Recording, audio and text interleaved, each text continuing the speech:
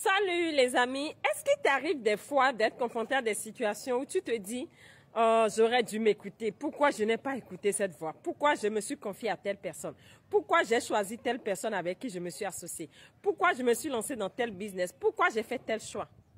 Si tu te retrouves dans ces cas de figure où tu regrettes, ou après avoir pris une décision, tu te rends compte que tu as pris la mauvaise décision, c'est parce que tu as oublié cette notion que je vais te révéler. Il y a une notion fondamentale qui sous-tend le principe selon lequel nous sommes des co-créateurs. Co-créateurs. Nous ne sommes pas des créateurs, mais des co-créateurs. Nous co-créons notre réalité avec un principe universel qui est en harmonie avec tout. Si les arbres aujourd'hui disent, nous aussi on a envie de marcher comme les hommes, imaginez un peu les arbres marcher comme des hommes. Vous voyez un peu le désordre qui va se passer. Mais il y a un principe derrière qui va discipliner l'harmonie de la vie. Et ce principe est en chacun de nous. On va parler de l'intuition. C'est notre associé en matière de création de réalité.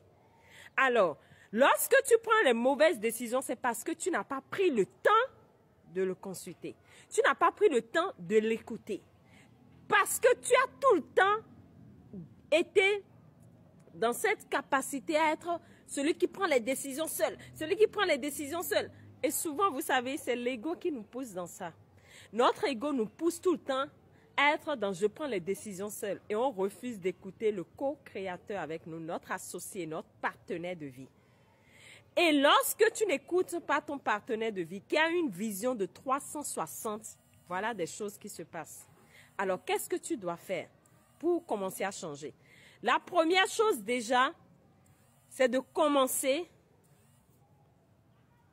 La première chose déjà, c'est de commencer à apprécier la vie chaque jour en regardant en quoi Dieu m'a apporté une aide aujourd'hui. En quoi Dieu a contribué à un plus dans ma vie.